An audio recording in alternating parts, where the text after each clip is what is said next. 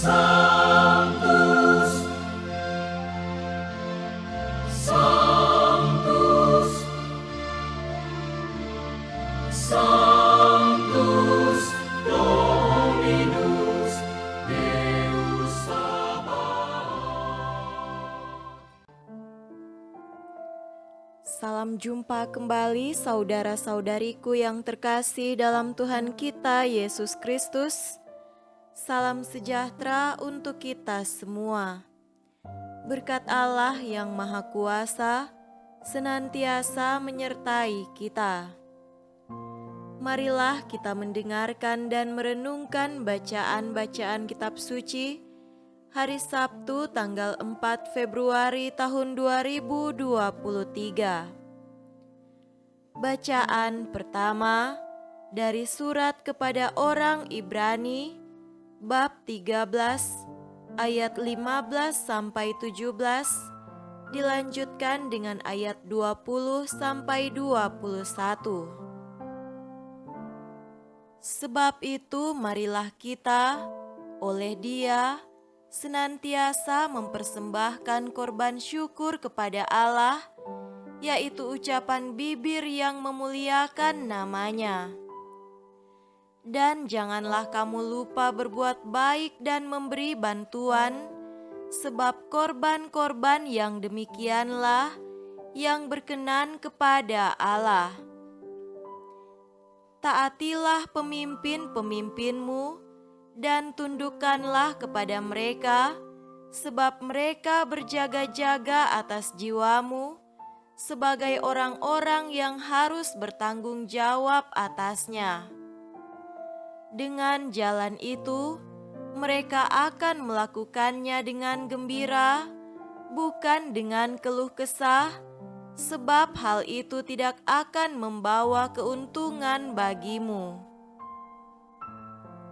Maka Allah damai sejahtera yang oleh darah perjanjian yang kekal telah membawa kembali dari antara orang mati Gembala Agung segala domba, yaitu Yesus Tuhan kita, kiranya memperlengkapi kamu dengan segala yang baik untuk melakukan kehendak-Nya dan mengerjakan di dalam kita apa yang berkenan kepada-Nya oleh Yesus Kristus. Bagi Dialah kemuliaan sampai selama-lamanya. Amin. Demikianlah sabda Tuhan. Syukur kepada Allah.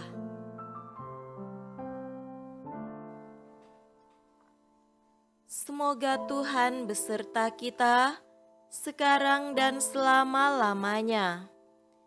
Inilah Injil suci menurut Markus. Dimuliakanlah Tuhan.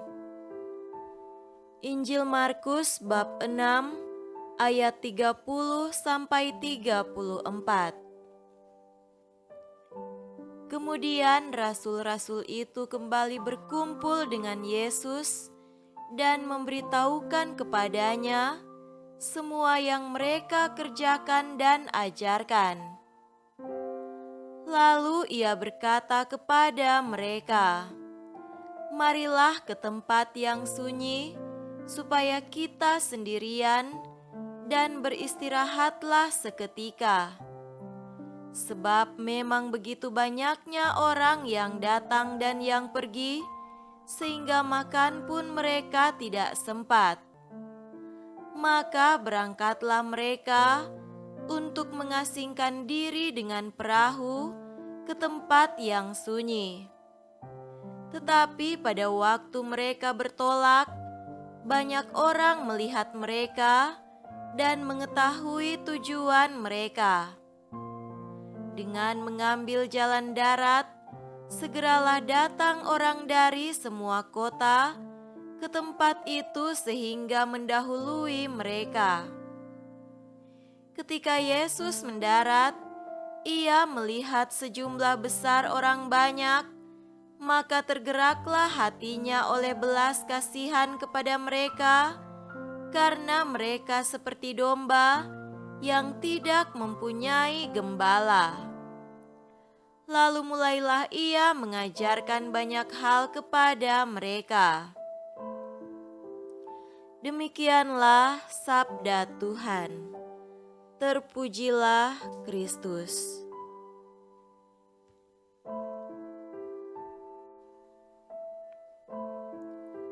Saudara-saudariku yang terkasih dalam Tuhan kita Yesus Kristus, tema renungan kita pada hari ini adalah keluar dari rutinitas. Dengan bermisi di Prancis, seorang pastor menjadi semakin sadar bahwa pada umumnya orang-orang Eropa sungguh menghargai apa yang disebut waktu libur. Kesibukan sehari-hari berhenti sejenak. Hidup kita terombang-ambing antara waktu aktivitas di luar dan waktu refleksi di dalam. Seperti melihat, menilai, dan bertindak. Berefleksi, mengevaluasi ulang, bertindak lagi. Tidak ada kehidupan Kristen tanpa ritme ganda ini. Demikian kata seorang umat di tempat misinya. Pada musim panas, ketika berbagai aktivitas berkurang, orang-orang Prancis biasanya meluangkan waktu yang istimewa dan berharga ini untuk mencharge kembali energi mereka, dan mereka menemukan kembali kedalaman dari apa yang membuat mereka hidup, keagungan cinta, keajaiban kehadiran Tuhan dalam hidup mereka. Saudaraku terkasih, dalam Injil Yesus juga mengundang para murid yang baru saja kembali dari tempat misi untuk pergi ke tempat yang sepi dan beristirahat sejenak. Ini adalah perhatian penuh kasih dari Yesus. Dia mengerti mengenai kerasnya misi yang baru saja diselesaikan para muridnya. Ini tentu bukanlah undangan untuk melarikan diri dari misi, tetapi hanyalah jeda untuk kembali ke misi yang sama. Para murid telah pergi bermisi, mereka dengan berani mewartakan kabar baik tentang keselamatan. Dengan kuasa yang diberikan Yesus, mereka mengusir banyak setan, mengoles banyak orang sakit dengan minyak, dan menyembuhkan mereka.